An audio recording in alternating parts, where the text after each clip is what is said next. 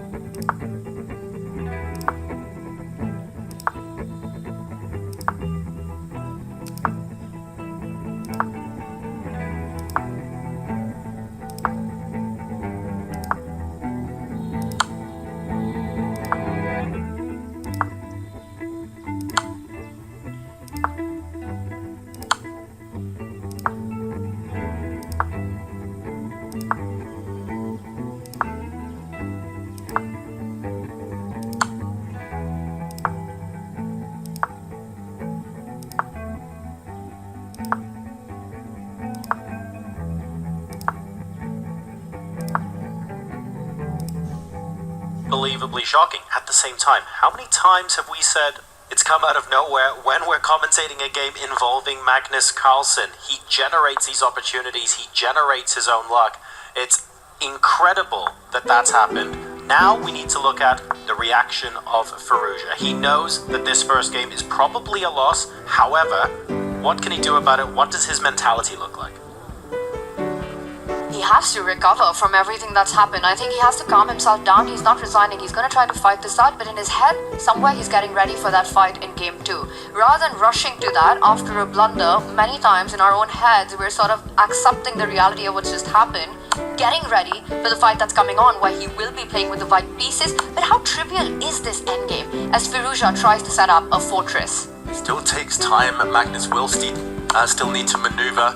At the moment, he's trying to break through with his king. He's going to have to use teamwork here. The white rook and white king need to target the base of black's pawn chain. It's all about the f7 square. Black's got to keep it defended with his king. He's got to use his knight to shield and shoulder away white's king as it tries to approach that pawn. And if this is a theoretical win for white, how does he break through? At what point does black no longer have any defense against this? It's when that pawn falls, simply. It's when the white rook lands on the 7th rank and when the white king, is able to approach. At the moment, it can't get any closer, but Magnus now taking away squares from the black knight, for liberating his rook. Easy to kick the black king away, but it's the knight and the jumps there you need to be careful of. You know what was so impressive was that pattern, the tactical motive that Firouzja missed on the board and allowed his own rook to get trapped in its starting position was spotted by Magnus in under 1 second. The moment Firouzja moved his queen to the wrong square, Magnus, you could see it on him. He leaned forward, he was locked in. He knew that Firouzja had made a massive blunder.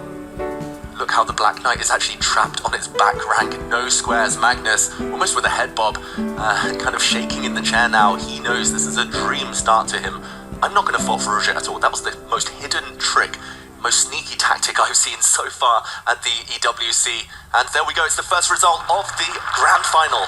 Resignation in game number 1. Affordable tactic out of nowhere. Magnus Carlsen wins game 1 in set 1 and takes a very, very strong advantage. Don't